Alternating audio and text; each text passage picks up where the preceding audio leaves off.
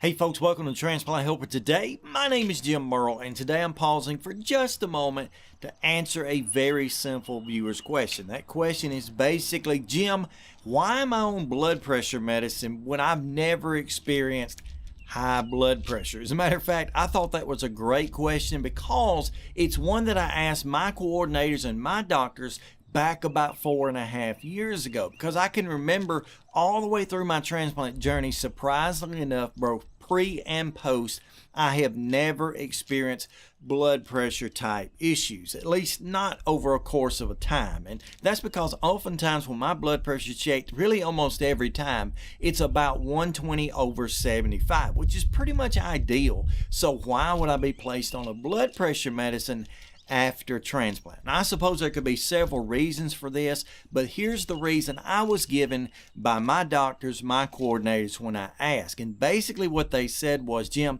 you're not on blood pressure medicine because you need it for your blood pressure. As a matter of fact, the reason I was placed on a blood pressure medicine was to help to keep and to maintain the prograph level or tacrolimus levels in my bloodstream. Now, that really surprised me. That really shocked me at the time. But as I've done a little bit of research, I found out that that can be the case. You see, oftentimes there are several different medications that doctors may put us on, really at any time in our life, but especially post-transplant, that are not necessarily being used for their primary purpose. They're being used for some secondary side effect almost that they have. And in this case, my blood pressure medicine, which I happen to take this one here, it's ditalzine, can be used to help to maintain or to lock in that prograph level. Now, I'm going to assume it has absolutely done its job, and that's mainly because, again, I don't have any blood pressure issues, but then even more than that, I've never had a problem keeping my prograph levels right. Now, I suppose that's probably a very rare thing. As a matter of fact, you probably have, most of us have, most of the patients I deal with have had difficulty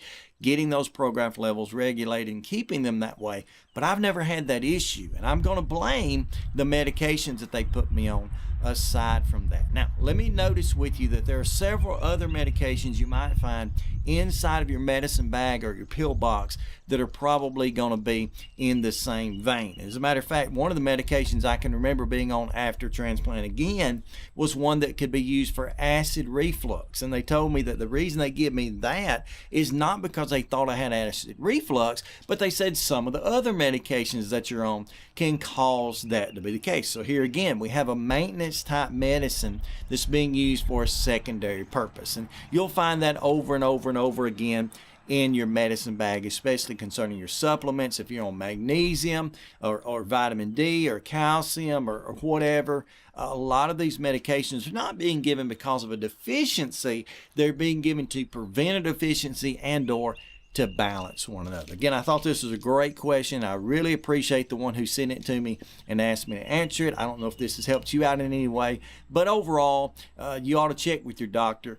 Ask them why you're on medications and get their answer. That's much more reliable than mine. I'm not a medical doctor or pharmacist or anything of the sort. I'm simply living as someone who has been there, and I'm currently doing that. Now, if this has helped you out in any way, how about go ahead and give me a thumbs up, like this video, share it out with your friends who it may help also, and then in addition to that, go ahead and comment below. Do you know of any medications you're taking at this time that are used for a secondary purpose? If so, I'd like to hear about it. I appreciate you joining me today. Until next time, stay stronger, friends.